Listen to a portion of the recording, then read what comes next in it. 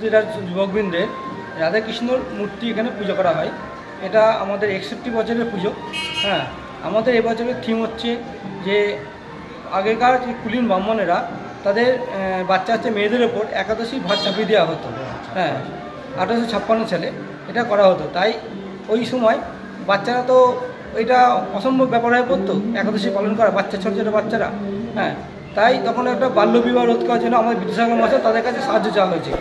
তো উনি রোধ করার জন্য ওনার কাছে আমরা গিয়েছিলাম, মানে উনি রোধ করেছিল।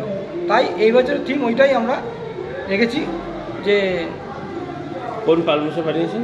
এবছর আমাদের বনগাঁর সিন্টু ভট্টাচার্য।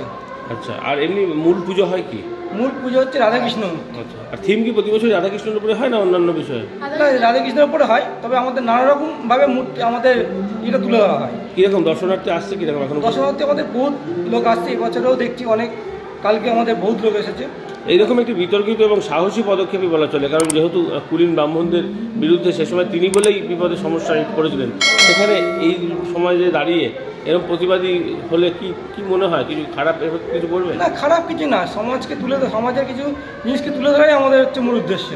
এটা কিছু খারাপ কিছু না, আগেকার জিনিসকেই তুলে ধরা হচ্ছে। আর সেক্ষেত্রে বিদ্যাসাগর মহাশয়কেও শ্রদ্ধা জানানো। হ্যাঁ, বিদ্যাসাগর শ্রদ্ধা জানানো হচ্ছে। আপনার নাম, পরিচয়? তপন দাস, হ্যাঁ, ভগবতাস রোডের বাসিন্দা, স্বস্তা ক্লাবের মেম্বার। যদি এখনও আমাদের খবরের দর্পণ চ্যানেলটি সাবস্ক্রাইব না করে থাকেন তাহলে এখনই সাবস্ক্রাইব করুন, সঙ্গে বেল বাটনটি ক্লিক করুন আর পেয়ে যান সব খবরের দ্রুত ভিডিও আপডেট।